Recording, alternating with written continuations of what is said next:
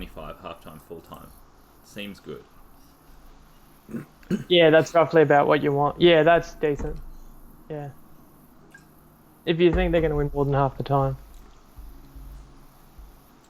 Because usually they, like if it's close to pick 'em, like between like... Getting around $3. Yeah, well, usually they have both teams under $3. Yeah. Yeah, like three is good. Yeah.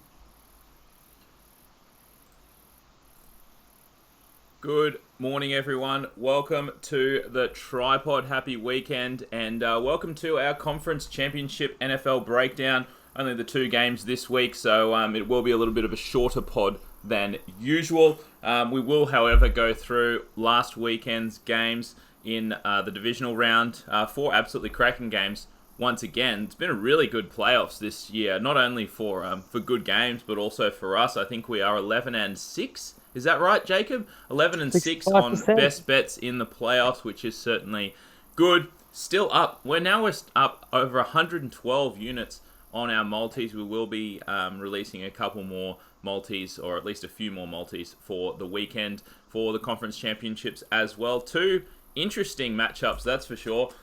Jacob, how are you doing? You looking forward to this weekend? Absolutely. Championship Sunday in the States, Monday for us. So the back-to-back, double header. You can't have higher stakes just about than to make the Super Bowl. So we've got 2 cracking games. We're going to get, deep dive into them. We've already found some best bets on each game. We're going to give you all the key factors. But first, let's talk about last week, divisional round. Once again, really exciting. I would say out of the 4 games, 3 were crackers again. After in wildcard weekend, all 4 were really exciting games. But we can start with the opener, which was last Sunday, which is probably the only not exciting game of the entire 2020 playoffs. But we did win a double-digit same-game multi, so that wasn't a bad way to kick off the round. Yeah, definitely. It was the 49ers beating the Vikings 27-10 in what was a relatively comfortable win. Like Jacob said, yes, we did cash a double-digit same-game multi on that one, so that was certainly good. I guess the narrative coming into this one was, we mentioned it. Kirk Cousins in prime time, but it wasn't really Kirk Cousins in prime time. It was, at that later slot. And Kirk Cousins was not very good in this game, to be fair. I know he had 174 yards in the end, but a lot of that came in garbage time. But the story was the rushing game in this one for me. The 49ers rushed 186 yards, Tevin Coleman over 100 yards rushing, and Dalvin Cook couldn't get anything going on the ground, only 21 yards. And the 49ers are that kind of team where their pass D is just so good that when they get a double-digit lead on you, it is very tough to come back, and Kirk Cousins couldn't do it. Yeah, when we watch these games, we want to enjoy them. We want to also try and learn so that we can make money next week. And it's hard with this one because it's a classic case of one team won by 17, but how much of that is the Niners being, and how much of that is the Vikings were very subpar, took a bit of juice out of them for that, road win at the Saints. Very emotional win. They were definitely below their best. You mentioned Dalvin Cook was close to unstoppable in New Orleans and then could barely get anything going here. It wasn't an exciting game. The Niners led from start to finish. So the jury is still out for me. The number one question was going to be Garoppolo's first playoff start. Well, I'm not going to give him a grade like a pass or a fail because he was never really under pressure, never had to throw. Yep. When he did throw the ball, a little bit in that final drive in the first half, he threw an intercept, which actually gave the Vikings points and let them back in the game. One thing that did stick out to me was whether it was enforced by that mistake or just their mentality. They're sticking to the run. The Niners, even when they were up 7, up 10, late in the game where it wasn't sealed, they never looked to do anything but run the ball. And I think they got over 40 carries on the ground. And that's the identity of this team, is fierce defense and very strong on the ground, very hard to beat. Yeah, exactly. And it's a funny one because, it is that narrative that the 49ers love to run the ball. But, once again, it is very easy to run the ball more than you pass it when you are consistently up up in games and up double digits in games. And then a most surprising result was the Titans. Oh, sorry, hang on. Why have I got this here? I've written the Pats when it should be the Ravens. You can talk about that one for a second, Jacob. Yeah, that was a week late. So this game just reinforced to everyone there's no sure thing. So I really thought that this week we'd be previewing a Ravens-Chiefs AFC title 100%. game. Lamar Jackson, MVP, he should just about be the unanimous MVP this year. They went, 14-2, including 12 straight wins into the playoffs, had the bye for this one. That's an interesting point right there, that they rested a lot of their starters in week 17, then didn't play in the first week of the final. So it had been like 3 weeks since the starters had played, and they sure did look rusty, but it's the age-old debate, if they'd played everyone in a game they didn't need and the players were banged up. Yeah, so you can't put it down to that. I still agree with the decision to rest players. Yeah, and it's a funny one. Like, we've really loved the Titans. We haven't bet on them every week, but you'd have to go back months to find where we've bet against the Titans. We've seen it coming, and we've been on them quite a few weeks. And I don't regret not taking the +10 with the Titans as much as they won by double digits. We said to you guys it could be quite variable. Like the Ravens, if they got out in front as they've played most of the way, in 2019, dictating the terms of the game, playing from in front, running the ball, and, suffocating sides, they probably still could have won the game by double digits. Don't be fooled. Like, look at the stats underneath, the scoreline. They had like 500 yards of offense. They outgained the Titans by 200 yards, but they turned it over 3 times. And they had 4 fourth downs they went for and converted none. So you kind of turned it over 7 times. So they did not get to play the way they want to play.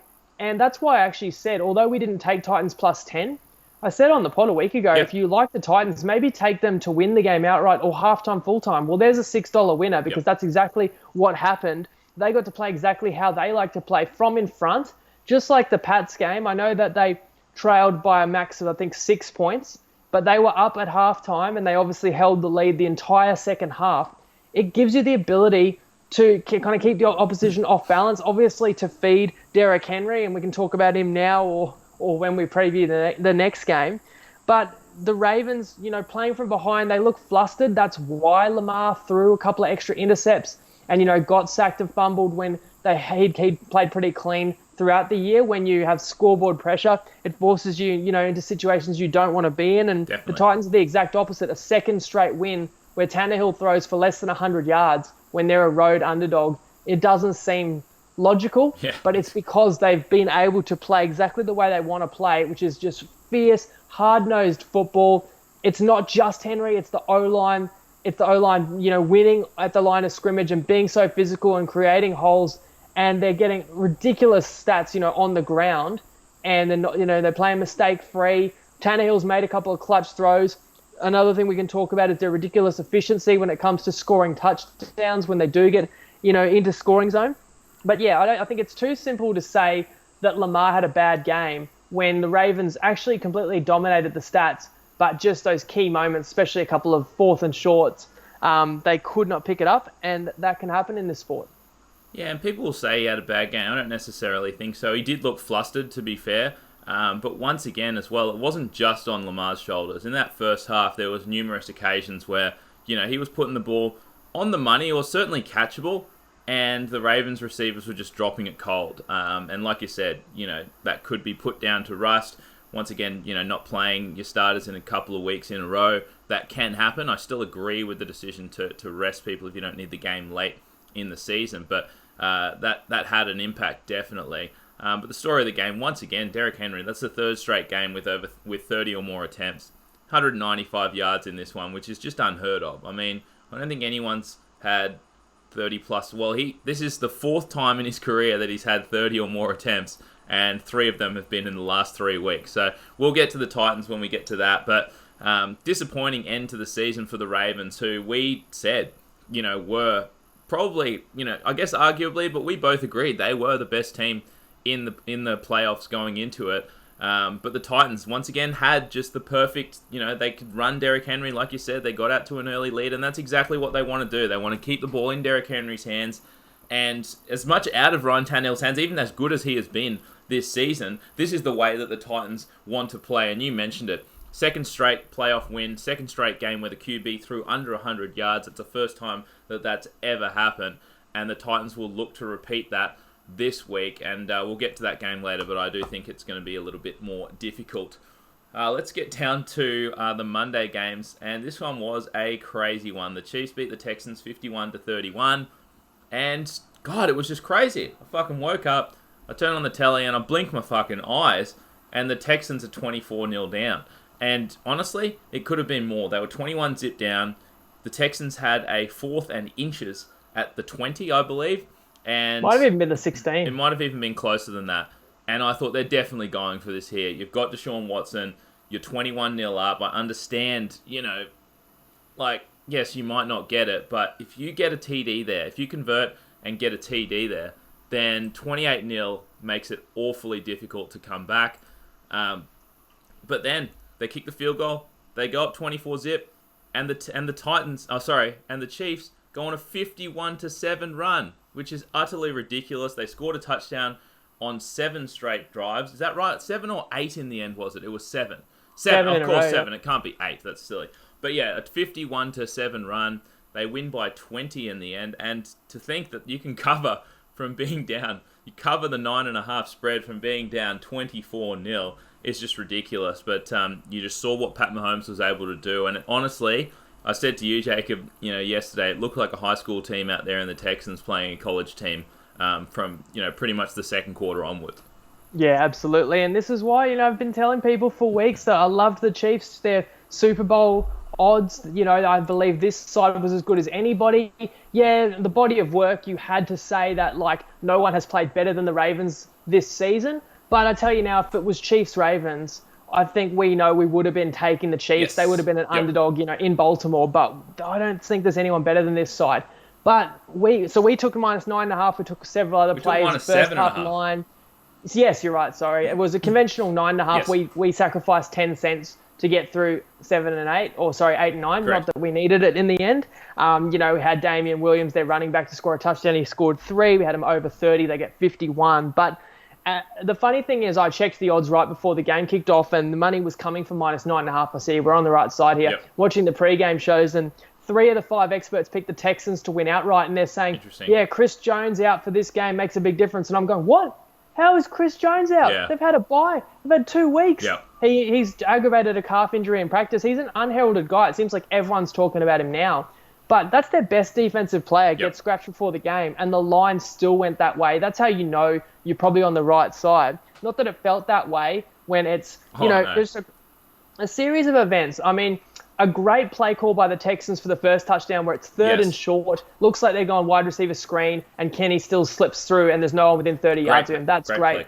Then, 2 different Kansas City drives. I don't think the Texans did anything on defense. They dropped regulation catches on 3rd down and punted.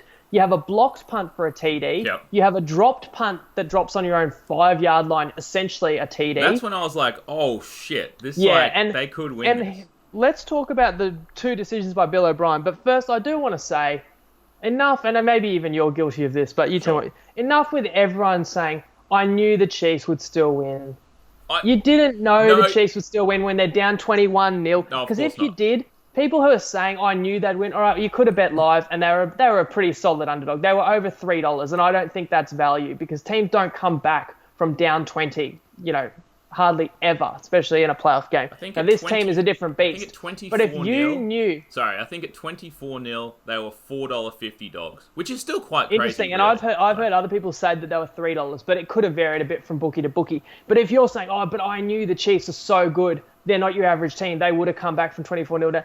Well, where was all your money on them before the game? Because you should have had some of your biggest bets of the year on -9.5. You should have been on them halftime, full time. You should have been on them straight up. Because if you can't envision them losing when they're down 24-0 and nothing has gone right, then what scenario, what you're going to tell me, I didn't bet them to win because what if Pat Mahomes got injured or something? But that's a small percentage chance that was going to happen. Right. This was the easiest bet of the year. The fact that we cover, they win by 20 when they were down 24 just shows what a great bet it was. But it's so easy for people in hindsight to say they knew it was going to happen. Of course. We tell you what we know is going to happen before the game. We put our money where our mouth is. Oh, very easy for people to say. And yeah, look, I know you and it's not that I guess a lot of people, you're right, probably say, "Oh, I fucking knew the Chiefs would win." And honestly, when they were down, as soon as they conceded that touchdown to go down 21-0, I was like, "Oh shit!" Like, because at 14-0, you're still like, "All right, the Chiefs can come back." Yeah, absolutely. But I think it is one of those things where like this Chiefs team, they're just the way they're constructed and the way they can put on points in a hurry, as we saw. Wouldn't you say that like out of any team in the league to come from a 24-point deficit down, 24 points down, you would have the most faith in the Chiefs over any other team, I guess. Oh, absolutely, no doubt about it. And I mean, so at 21-0, I was actually hoping that I still had not given up hope. I'm not saying I said like they're no chance. Right. I knew they still had a chance, but I'm not going to pretend I knew they'd still win for sure. I was sweating bullets because I had my own money, Yes. And tied up in multis and minus 9.5, and just to win and to win the Super Bowl, right? So 21-0, and the Texans are driving yet again, and they get 4th and short, and I was actually hoping they would kick the field goal. Very short. Yes. So that, to me, that means O'Brien made the wrong decision, because I think it's a let-off, as we've said.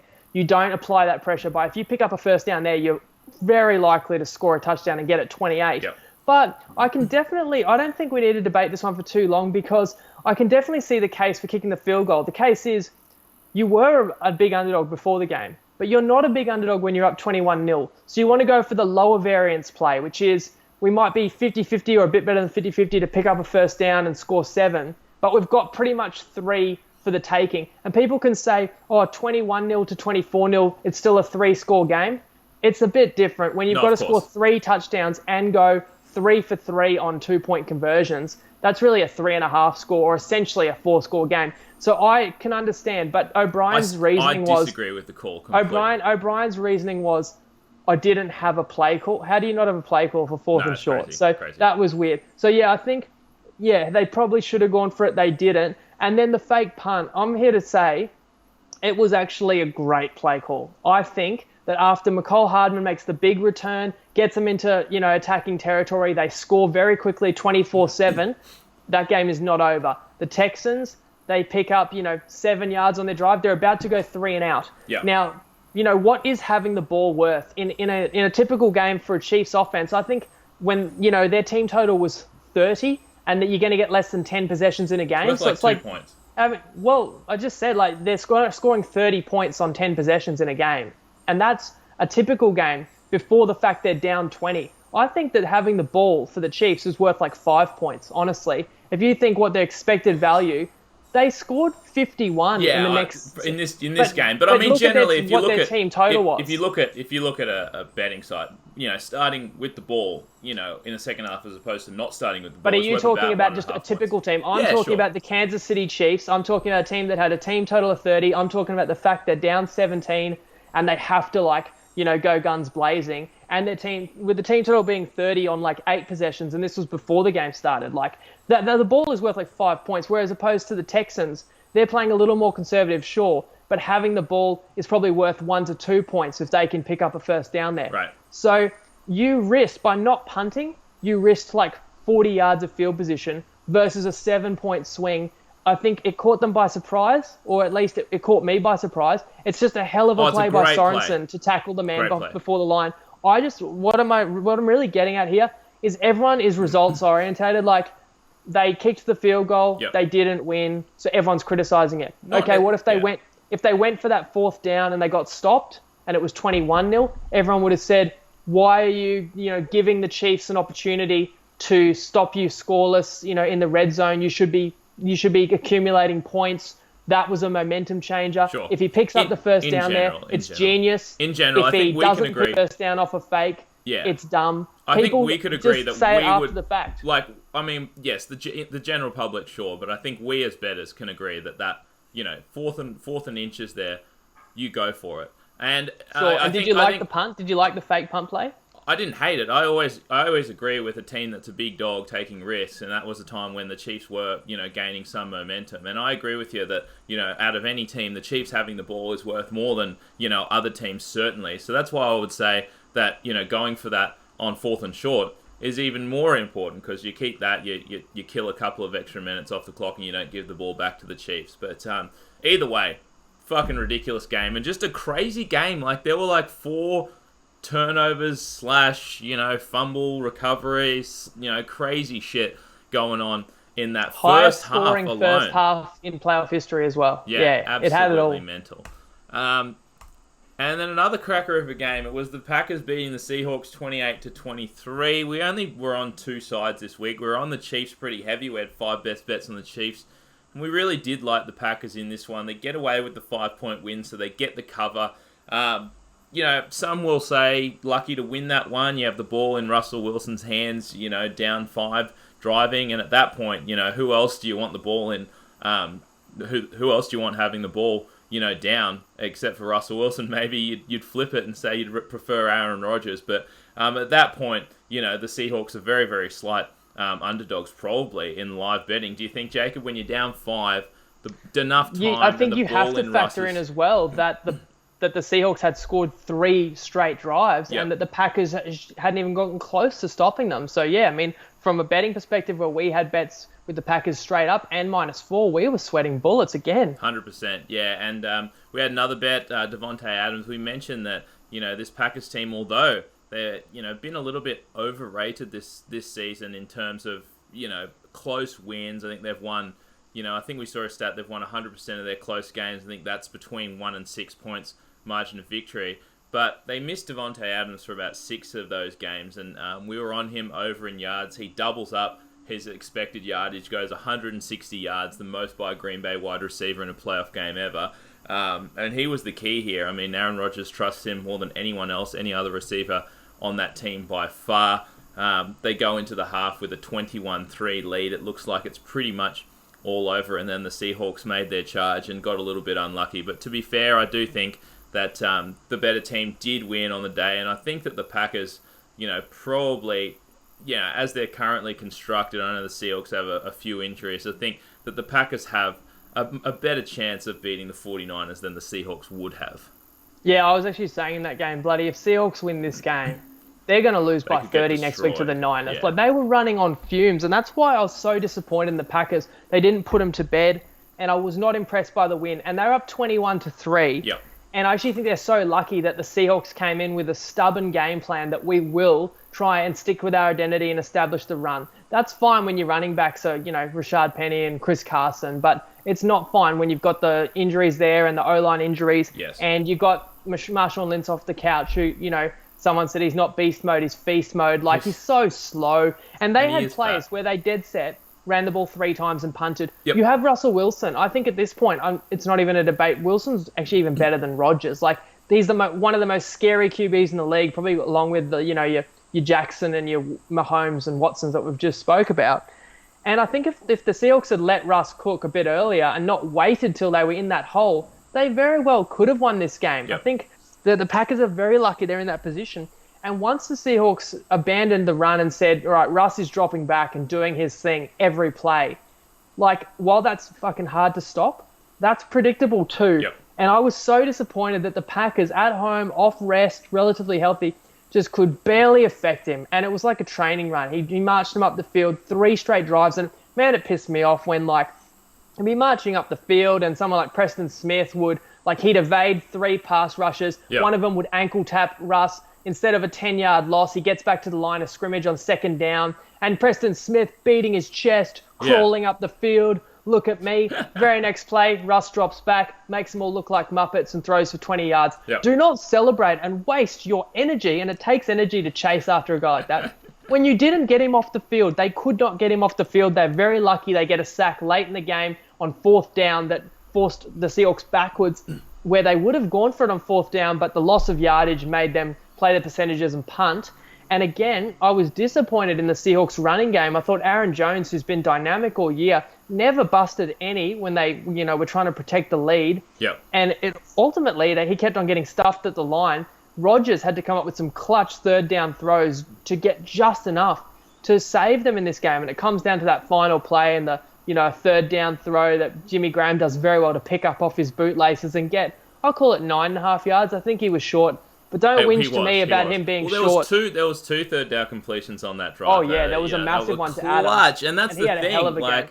When you have Aaron Rodgers, that's the kind of shit that he can do. Other But I will teams. say one other thing. Don't cry about, him being half a yard. It ultimately means Seattle might have had to receive a punt with like 50 seconds left for a Right, TD, right, right. or Packers might have gone They for a would have fourth gone for down. it. They would have gone for But it. don't forget as well, the refs absolutely bungled a fumble recovery Yes. in the first half Yes. for the Packers. It's a clear fumble, clear recovery. Yep. They review it. We've got, a lot of high-paid people, a lot of great camera angles. We can't get the right call. It shits me to tears. It doesn't end up costing us best bets, but Thank God. that was just wrong, and that cost the Packers a possession. So, calls go both ways. You don't just blame the one because that team lost, I think.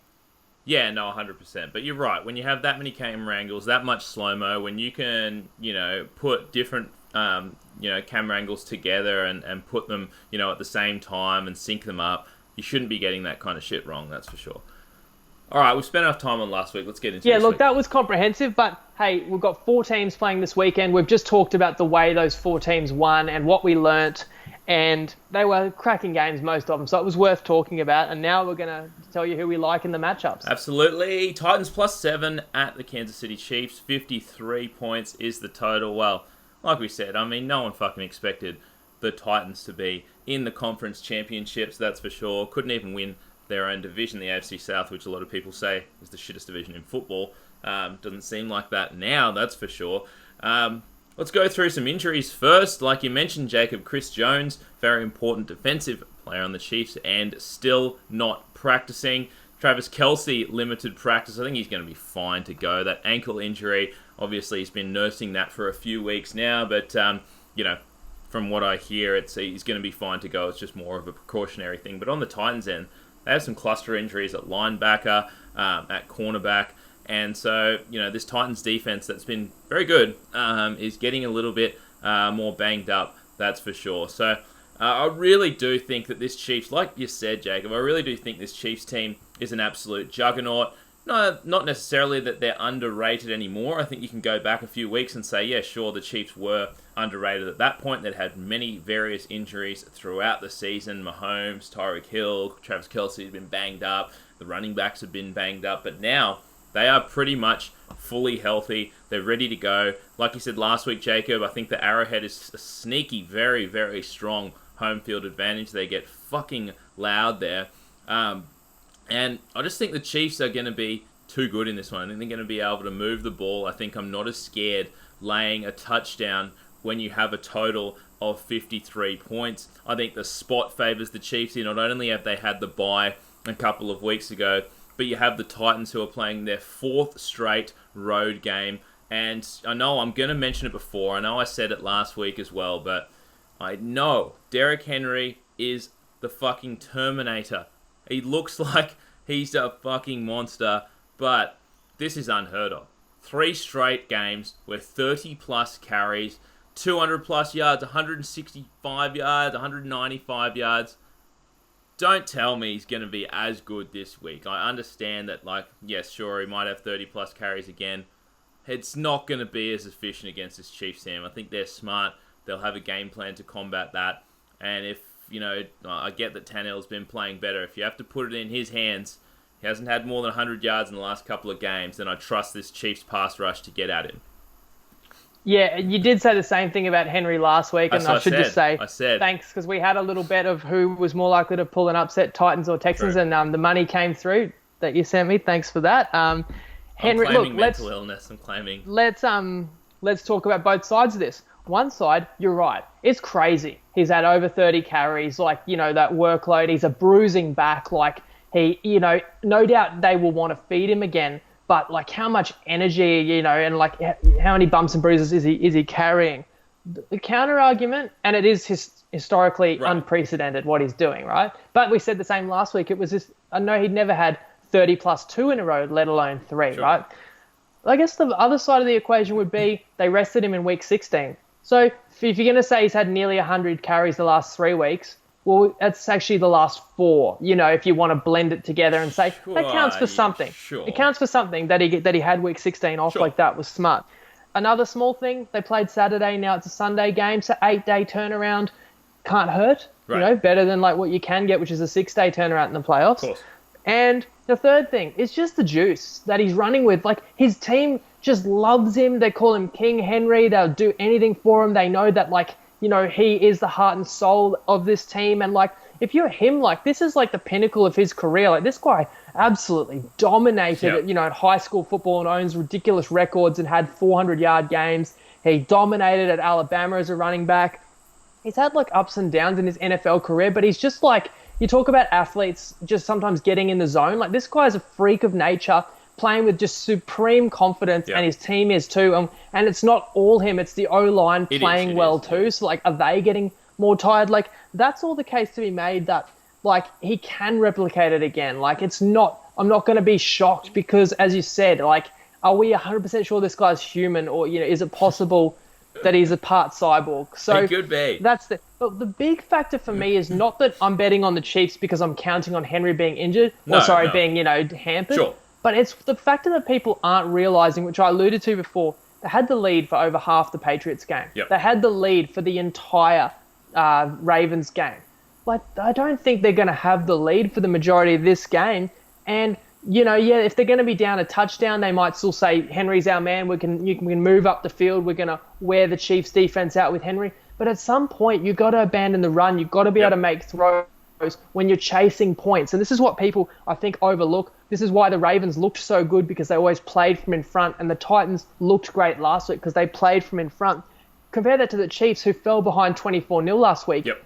And you talk about the breaks they've had from the Patriots dropping games and dropping the Miami game. It catapults the Chiefs into the bye, which is great. Then the Ravens lose last week, so not only do the Chiefs not have to beat the Ravens, they don't have to leave Kansas City. Then you're down 24-0, you come back. Like, this team just has to think that many things have broken our way. Yep. How can we not make and win the Super Bowl this year? Not only that, like, last year was Mahomes' coming out party, MVP, humble guy, but like, puts up great stats and is highlight reel. This year, he's a little bit more serious. He's looking men in the eye on the sideline, saying, like, I demand better from you. Like, I'm the best quarterback on the planet. Follow me. Like, I'm gonna take us where we need to go. Like, he's got a little bit more of an edge to him. 24 zip when they pan to the sidelines, and it was a marked difference. When you watch that Ravens-Titans game and that Chiefs-Texans game, that Lamar's fucking on the sideline sulking. I get that, it's only his second playoff game. But you look at, Pat Mahomes on the sideline, 24-0 down. It's easy for a young QB, second-year starter, to fucking get down on himself as well. And to be shaking your head, players are dropping passes, because it wasn't actually him making mistakes. People were dropping passes cold. Marcus Robinson dropping 2 easy catches in the first quarter. And it's like he had a fucking speech ready from, like, a motivational football movie. The guy, the guys want to follow him. And ultimately, this offense is ridiculous. Andy Reid has coached them more playoff games than any other coach without a Super Bowl win. So he obviously is good because he's had so much success over the years, but he's never, gotten to the precipice. But this is his year. It's a great offense. It's basically unstoppable. You're telling me Kelsey's a little bit hurt, but everyone is this time of year. But the weapons they've got are ridiculous. You've also mentioned that the Titans have a good defense, but we don't actually know that to be true for certain. I mean, because you go back to the Patriots win where you hold them to 13, but the Patriots had so many deficiencies on offense. You go back to last week, they held the Ravens to 12, but we said the Ravens had essentially 7 turnovers and got 500 yards. So I don't know about that. I think the Chiefs will dominate the matchup of their offense versus the Titans' defense. I agree. Whereas the other way around, I think the Chiefs' defense is not going to completely bottle up Henry and bottle up Titans. The Titans are a good offense, but I think it's going to be a close-up arm wrestle, and that's why I just can't see how the Chiefs don't win this game, and I am happy to lay the points. It's going to be a different story when they get out in front, which I think they will. The Titans are going to have to either choose between getting 5 yards of carry on the ground with Henry or opening it up, and that's where they could actually start turning it over themselves. And I'm with you. I think that, I think if you look at the regular season stats for the Titans, I think they were slightly above average defense. So, maybe good was over-exaggerating. But like I said, cluster injuries at linebacker, cornerback injuries, so they're probably coming into this game with a below-average One more defense. thing. I reckon a few of the people who are betting Titans plus 7.5 this week are the ones who've been burned by the Titans for the last 2 months and are just sick of being burned by them and say, well, this team's burned me that many times. I can take them plus 7.5. They don't even need to win. Like, they're actually way too late to the party, whereas we're not late to the party. We've recognized it the whole way. We know how they've won, and we don't think that they're going to be able to repeat that this week. Yeah, I think so, and I think coming in a little bit overrated as well. I mean, we mentioned that you mentioned that the last two games was just in a perfect storm for them, just having the early lead and just keeping the lead throughout, and they could just. How about that touchdown stat? Yeah, and just could run Derrick Henry, all game long, and yeah, you mentioned it. There's a stat which from week 7, which is when Ryan Tannehill came in and became the starter for the Tennessee Titans. They keep a stat for every time a team goes in the red zone, which is obviously from the 20-yard line. How many times they score a touchdown, how many times they kick a field goal. The Titans are number 1 by a crazy margin.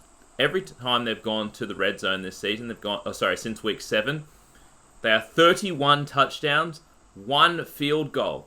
That is utterly ridiculous. Including 26 touchdowns in a row. It's the last 26 trips. Absolutely crazy. The next closest team was, I think, 17 touchdowns, 5 field goals. Kansas City was, I think, 5th worst in that category. And obviously, there's factors going into that. Whether a team's got the lead, they don't care that much. They're killing clock. They run the ball. They kick a field goal. But at the end of the day, a 31-1 touchdown to field goal ratio is unsustainable. I think this Titans team has been outperforming themselves. And the spot, like I said, 4th straight road game, and 3rd straight game as a big dog. Whereas the Chiefs have had that bye coming into the playoffs, or in first week of the playoffs, this 3rd straight home game for the Chiefs. I really think that the Ravens were not on their game last season. And I do think that although the Chiefs defense, everyone says they have a terrible defense, I think first half of the season, sure, they were bad. But I think last half of the season, getting back some personnel, and just from the eye test as well, they can get some pressure. And honestly, if they can shut down Derrick Henry just a little bit and have Ryan Tannehill have to throw at 3rd and mediums, 3rd and longs, I really do think that Chiefs pass rush can do some damage. Anything else you want to add, Jacob, before I get let's give out the best bets? We've got 4 best bets on this one. We found a Chiefs laying 6.5 points. You'll find that one at $1.80 in the Bet365 alt line market. Obviously the line is a prevailing 7, but paying 10 cents to get off the key number of 7 is definitely worth it in our eyes. We're taking the Chiefs laying 3.5 points in the first half. That one's $1.82 on Unibet. Take the Chiefs halftime, full-time. That's $1.83 on Bet365. And we're going to take the Chiefs race to 30 points. That's $1.96 on Unibet. Moving on to the Packers, plus 7.5 at the 49ers. 46.5 points is the total. I really did not know what to do with this one. I think, in my eyes, the Packers have a better chance to upset the 49ers, even though the line's higher, than the Titans do the Chiefs. Agreed. However, it's one of those ones as well. Like we mentioned last week, this Packers side is not fucking awesome. They're not as good as their record suggested. They have won a lot of close games. And, this 49ers team is very, very good. They're very, very fucking good. And once again, it's an East Coast team traveling west. This Packers D, as we saw, in the 4th quarter of that Seattle game, they could not stop Russell Wilson. And I feel like the 49ers are going to get their points against the Packers here. The thing is, I think I could only take the Packers plus the 7.5. I don't love it, but it's just one of those ones where it's like, maybe if the Chiefs, let's say the Chiefs are up, 14 late, do I trust Ryan Tannehill to march him down the field? I know you'll probably think differently, Jacob, but do I trust Ryan Tannehill to march him down the field in 2 minutes and get, a backdoor cover? Not as much as I do Aaron Rodgers, that's for sure. So I think that, once again, it's Aaron Rodgers versus Garoppolo. I know that that's very simplistic. I know the 49ers are a much better team overall. But the 7.5 seems like I would lean that way. But at the end of the day, I do think that the 49ers are the superior team, and the line's probably pretty much fair. Yeah, I actually could make a pretty strong case the Packers are super overrated, and yet here they are. Fair. They just had so many things break their way. I think, you said, depending on what you define as a close game, but the stat I saw was they're 9-1 in close games. Interestingly, they are 11-6 against the spread. So if you were just betting on them with the line every week this season, that's actually the most wins. There's a couple other teams also 11-6, and in fact, I think the Chiefs are 11-5 with a push. But basically, nobody's won more than 11 games against the spread this season. So that's great. You know what? They've been the most bet against team against the spread all year. The Sharps hate the Packers. And you know what? Sorry, I'll quickly interject. You know what makes that even crazier? Like we were saying, I think you were saying last week, some of those lines seemed off to us. Like, they're laying 3.5 at home against Detroit. They're laying 4 at home against Oakland. Like, you know. And even last week, we say that Lambeau Field is worth 4 points. And they were 4, and that's after they had a bye and against the depleted Seattle. And so, of course, we laid it. They're like going against the Sharks. Maybe we are too high on the Packers. I agree, because they didn't play as well last week as I hoped, even though they covered. This is where you don't just pat yourself on the back and say, I bet -4, they won by 5, I was right. Like, I don't know if I was right. I was right betting against the Seahawks because they were depleted. But this Packers team, I already talked about, so disappointed. Their defense they're a 2-point conversion away from not covering. Yeah, their defense could never disrupt Russell Wilson. I know easier said than done, but when you knew exactly what he was trying to do, you could never get to him. And you've got these players that, you know, supposedly Pro Bowlers on the defensive line. And I'll give you some other stats. Like, you can track ATS margin. So that is how does a team perform, not their plus and minus points just overall, but relative to the spread. The Packers are plus 0.2 points, which basically means they're dead even on the year against the spread. Right. So if you're dead even on a whole 17 games against the spread, you should have gone 8-8. Yep. Or I guess on 17 games, maybe 9-8 at best, right? But they went 11-6. Look at the other teams that are remaining. San Francisco is plus 7. They have outperformed the spread by a touchdown. That's average per game. Yep. They're beating the spread by a touch. So obviously, if you've been on them each week, you've been smart. Right. Chiefs are plus 5. Titans are plus 4.5. That's what you'd expect. Yes. If you bet on these teams, you'd be profitable, and they are better. They're outperforming expectation. The Packers are beating these sharp punters who keep going against them every week because they keep covering by the narrowest of margins, such as last week winning by 1 against the spread. And then when they don't cover, like the last time they played the Niners, they lose 37-8 and they get blown out. And so this team really may not be nearly as good. Like, they went 13-3. Maybe they should have gone like 9-7, but they've had the break. So we've got to keep that in the back of our mind. And that's why we're not taking plus 7.5, because we think we've ridden our luck far enough with this Packers team. There's things to like about them. We realise that Devontae Adams is a stud. And we got him last week with his yardage. You said he doubled up. We're going to ride him again because he's had some injuries this season where his yardage has been massively suppressed, and that means we still think there's value now. With everything on the line, they're going to need to ride, their best playmaker. I think I rate Adams even above Jones. But you've got to look at other factors that favour the 49ers. They're at home. You got Shanahan versus LaFleur. They've worked together for 8 years at 3 different places. Shanahan always the senior. I think he's the smarter of the two. I think he knows everything that LaFleur's got up his sleeve. Talk about the previous matchup. I know we love revenge, but it's not really an extra motivational edge when you're trying to make the Super Bowl, because motivation is equal. It is at a max for both teams.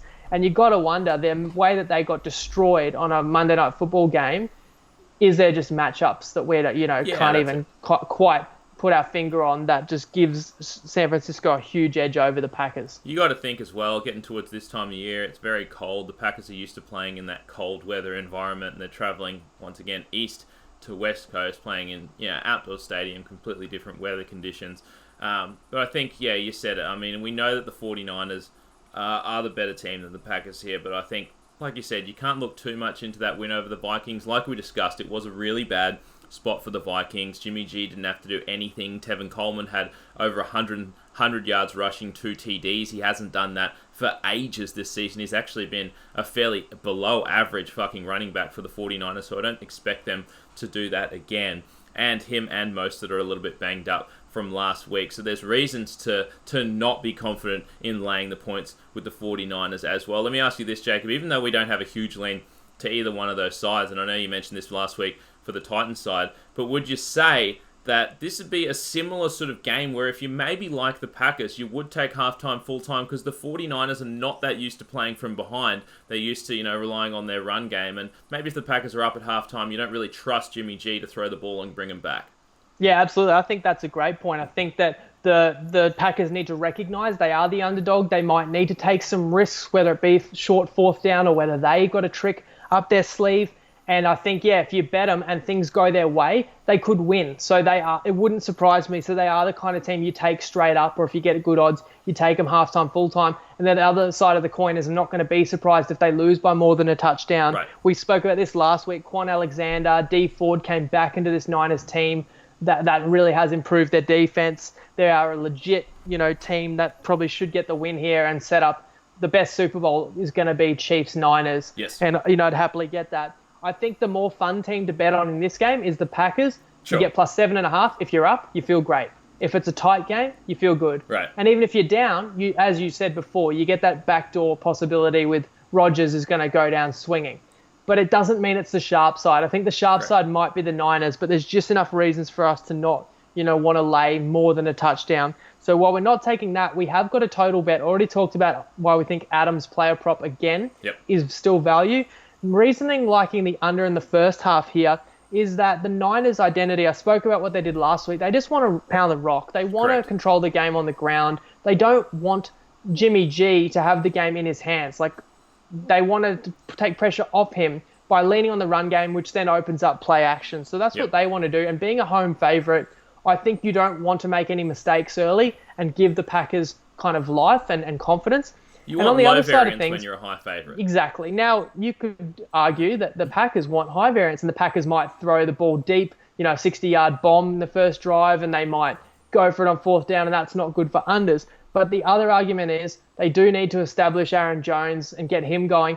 And if you are a dog, you do like to shorten the game and have each team have less possessions. And ultimately, if the Packers have the ball in the fourth quarter down less than 7, that's exactly where they 100%. want to be. They'll take that. So that feeds into, with both sides, kind of wanting to keep it on the ground, hopefully. Or even with such a great pass rush for the Niners, Rodgers has to get the ball out of his hands quickly. That's usually shorter passes, shorter completions, just to move the chains.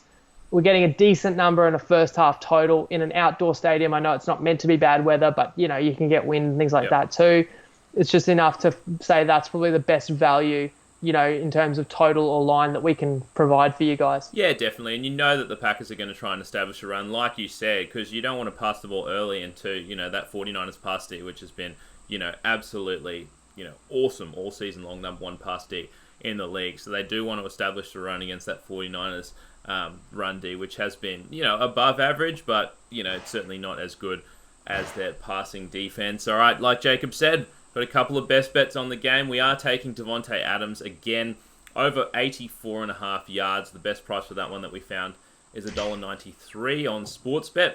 And for all the reasons Jacob mentioned, we're taking under 23.5 points in the first half.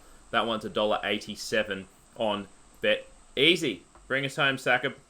Well, I know we said that the Niners have a great pass defense, but the reason we also like Adams is if the Packers get up, he's more than likely has a hand in it. He's going to have to come up with an explosive play or two and a great catch, and he's very capable. If they're down, they got to throw to their best receiver. And, you can double cover him. He beat double coverage against the Seahawks last week. So there's like many scenarios where he can pick up that yardage. I think you're not going to starve a guy like that. And I really feel like he's finally healthy. And, you're getting him like in the early 80s. It's worth it. I figured out something. It's pretty funny. You can add comments to the broadcast.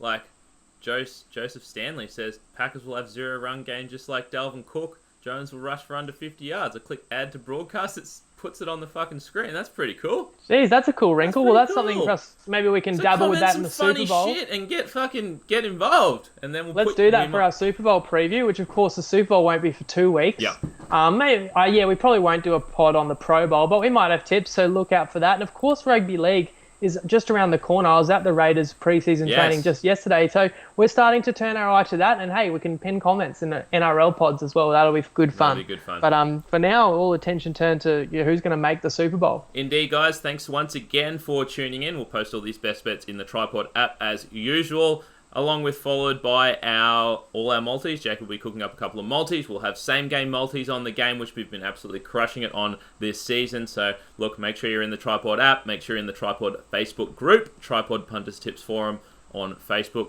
And we'll catch you guys in 2 weeks. Enjoy your weekend. UFC. Oh, UFC, Jacob. 246 is, of course, tomorrow. Go through that. And I should just mention it. Yep. If you're a UFC fan, There's a punting tournament that you can enter. Only $10 to enter. Refund if you don't get prize money. That's so good. Anybody who even dabbles with a punt on the UFC, it's not just the McGregor Cowboy, main event, which is, obviously the headline for tomorrow, but there's 11 fights before that. You can get action on all them. Pretty fun way to, get some action on this card, especially if you're going to be watching it. So just jump into our group and you will see that post is pinned for this exclusive opportunity that you can't lose, and you can win. The prize pool's guaranteed minimum $1,000 and growing.